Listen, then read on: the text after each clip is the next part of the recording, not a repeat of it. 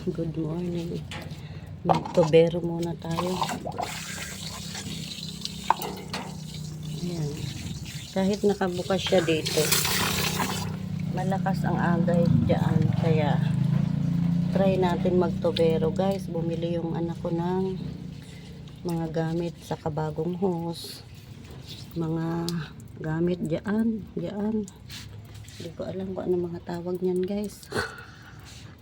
Subukan natin mag-tubero. Ayan guys, ating mga gamit. Nagdala ako ng gunting. Tingnan na natin ito. Ito mga kalat. Sira. At ito yung kalit ng anak ko. Thank you sa anak kong binata.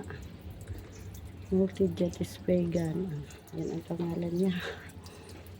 4 spray pattern. Oh. Ayan. Masagtan baka ni nato. Ito, hindi ko alam. Saan ito? Lalagay. Hula-hula na lang taan ni guys. Pag di ko na kaya, putulin ko na yung video. Kunwari lang tayo nito. Mag-aral muna tayo nito sa ano, Tesda at Credo. Pag di ako busy sa panahi guys, mag-enroll ako dyan sa Tesda at kaya sa Credo. May tubero ba sa Credo? Saka sa Tesda. Try natin ito. Nahulog na. Ang haba ng hose guys, 15 meters. Hanggang dito lang tayo. Tanggalin muna natin ito. Ayun na. Binuksan ko lang yung tubig. Try natin isarado guys.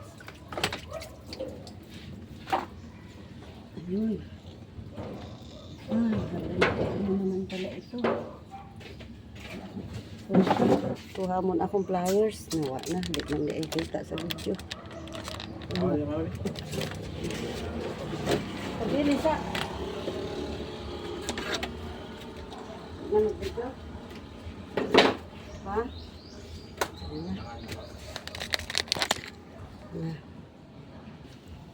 Hindi na ako i-video guys. Kay akong anak na ang trabaho. Salamat sa panonood. Hanggang dito na lang. At ito nga, yung hose ko ay maikli ang hose ko guys. Tapos parang ano na siya, parang dabot na. Hanggang dito na lang. Thank you kuya. At ako'y mag-umpisa ng manahi. Salamat guys.